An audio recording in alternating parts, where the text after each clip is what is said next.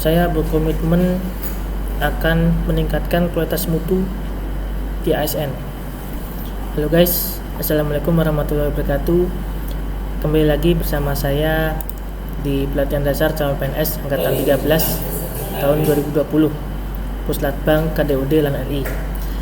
Kali ini saya akan membagi ilmu mengenai komitmen mutu yang merupakan salah satu nilai aneka bagi PNS atau ASN. Nah, jadi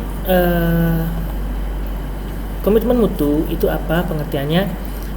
Komitmen mutu adalah mewujudkan kepuasan masyarakat yang menerima layanan atau customer satisfaction.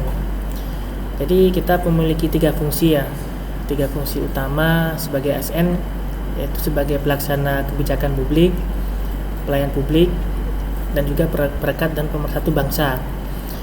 Nah, maka implementasi ini harus menunjukkan komitmen terhadap mutu, bukan hanya sebagai penggugur saja. Bisa dibilang dalam mengimplementasikan ini dibutuhkan disiplin. Kita bisa lihat dari gambar ini ya, ada 3 gambar 11 di sini. Yang gambar di atas ini menunjukkan disiplin yang kurang. Salah satunya mobil yang menerobos ke jalan trotoar dan juga lalu lintas yang berantakan, ini menunjukkan disiplin yang kurang. Kemudian di bawah di sini kita lihat pengendara motor yang disiplin ya, yang rapi. Kemudian juga di kanan mobil yang rapi ya, dengan memperhatikan jarak dan juga posisi. Nah, ini salah satu ilustrasi. Nah, kemudian konsep efektivitas, efisiensi, inovasi, dan mutu kita bisa lihat dari perkembangan zaman. Ya, kita lihat di sini misalnya layanan komunikasi dari masa ke masa. Contohnya komunikasi menggunakan binatang ya, misalnya burung untuk menerima pesan. Kemudian juga ada menggunakan alat musik. Ada juga menggunakan telepon genggam, hingga sekarang perkembangannya sudah Android. Nah, jadi dari perubahan produk ini artinya ada inovasi yang ditambahkan atau yang diciptakan untuk menciptakan era global yang semakin modern. Nah, jadi konsep inovasi juga berkaitan dengan bagaimana tingkat persaingan untuk memperoleh pekerjaan. Jadi semakin sulit untuk memperoleh pekerjaan karena dibutuhkan kompetensi dan pemikiran kreatif untuk melahirkan karya inovatif.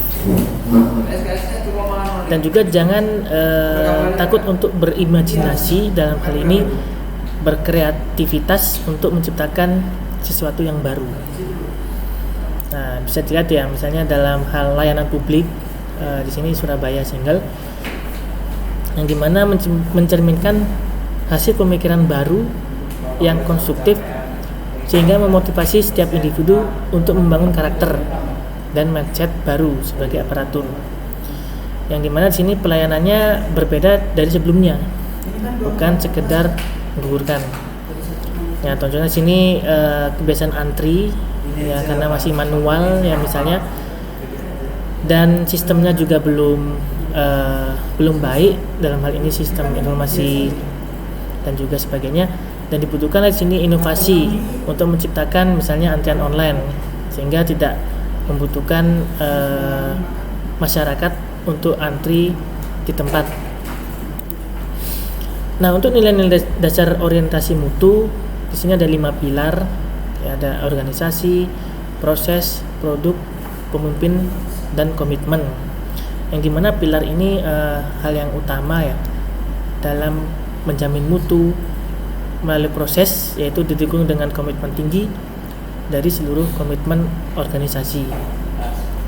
Dan juga di samping itu diperlukan perencanaan mutu, pengawasan, perbaikan, kemudian juga sosialisasi, implementasi, hingga ke output untuk meningkatkan kinerja mutu. Nah, simpelnya di sini ada namanya PDCA.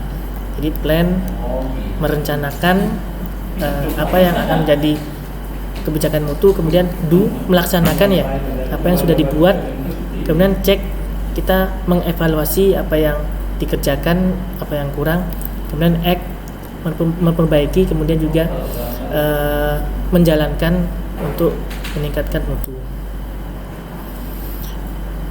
Nah, ini juga salah satu nilai dasar orientasi mutu.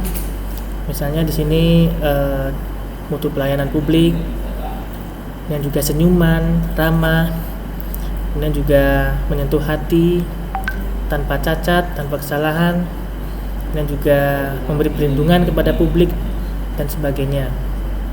Nah, ini ada perbandingan ya, gambar 7. Yang kiri itu yang buruk, yang kanan itu yang baik. Ya, jadi yang kiri misalnya lalu lintas yang berantakan, kemudian tidak memperhatikan keselamatan. Kemudian yang kanan itu sangat baik ya kalau misalnya dilihat. Itu juga pengendara mobil dan lain sebagainya, dan juga penumpang kereta api yang kiri ini juga mutunya kurang baik karena bisa mengakibatkan kecelakaan bagi penumpang. Sedangkan yang kanan ini yang baik. Kemudian juga untuk pengguna jalan itu lebih baik di bagian kanan untuk keselamatan. Kemudian untuk pendekatan di sini ada input ya, jadi bahan baku, sarana prasarana, dan proses ya. Jadi menyangkut bekerja optimal, tanggung jawab, motivasi, dan dimana di sini didukung oleh pemimpin. Sedangkan outputnya berupa produktivitas meningkat. Jadi untuk membangun komitmen mutu dalam hal penyelenggaraan pemerintah itu dibutuhkan kreatif ya. Bagaimana kita bisa survive dalam hal globalisasi, perubahan ke arah yang lebih positif, dan kreatif ini dibutuhkan untuk menciptakan inovasi baru demi melayani publik lebih baik. Oke, itu saja dari saya. Terima kasih atas perhatiannya. Akhir kata, wassalamualaikum warahmatullahi wabarakatuh.